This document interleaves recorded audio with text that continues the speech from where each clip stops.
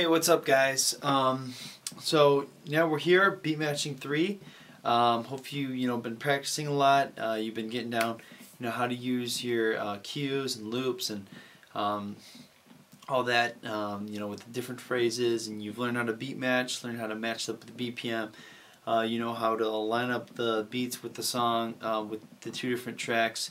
You know how to cut them in and fade them in and all that. So now we're going to be getting into a little trick that you can use while beat matching, and it just allows you to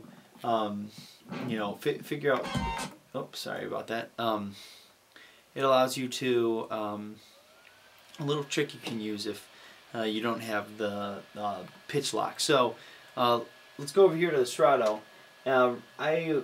When I talked about the master tempo that locks the pitch in place, so when you move the tempo, it won't change it. And I also mentioned inside Serato you have the pitch lock. Well, I always had the engaged whenever I would move the jog wheel. Now let me show you what it sounds like without the pitch lock engaged. When I move the jog wheel, you'll hear, whoops, you can hear. So that can be problematic if you're making a mix and all of a sudden you pull this and they hear, the crowd hears this, with the pitch going up and down.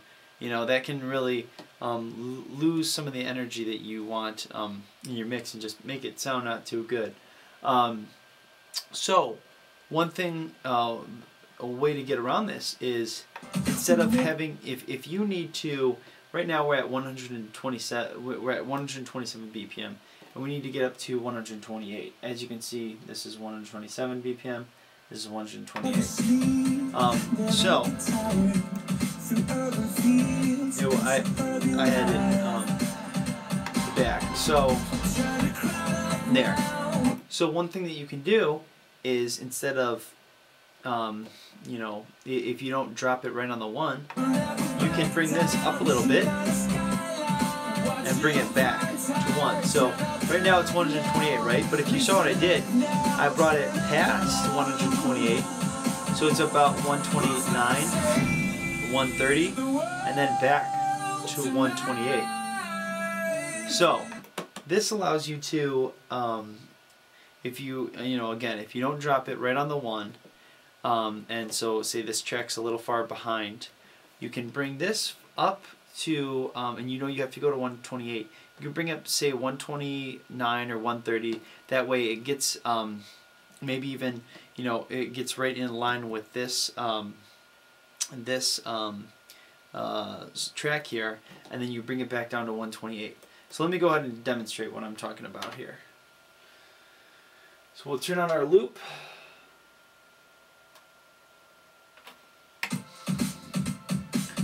So that's what we're going to want to drop into. We'll just go ahead and play this song.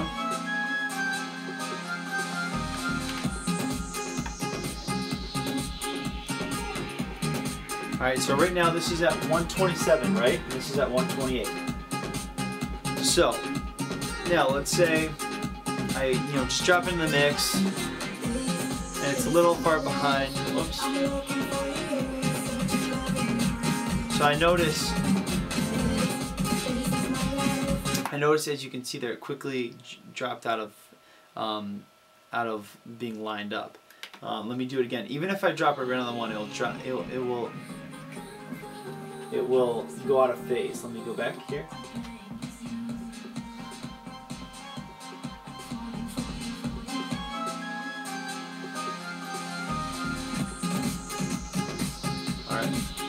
Alright, right now they're both right on, right?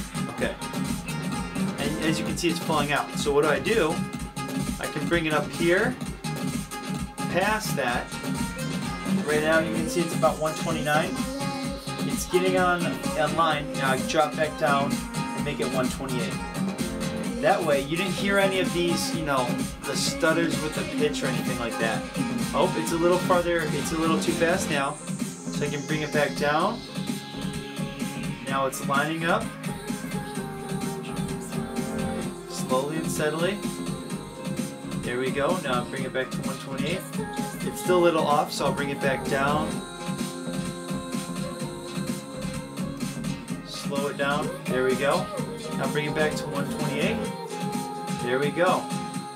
Now it's right on. So that's a little trick that you can use. Up. One more. Okay, it's a little too slow right now. So we'll bring it back up.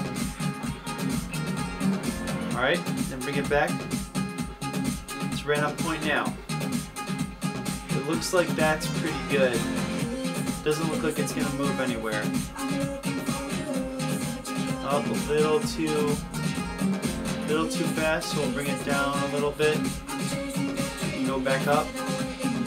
So as you can see, you know, with the slow movement, since it's so intricate, I'm going down a little past where I want to go, and then I'm bringing it back. So that's just a little trick you can do. That's called pitch riding.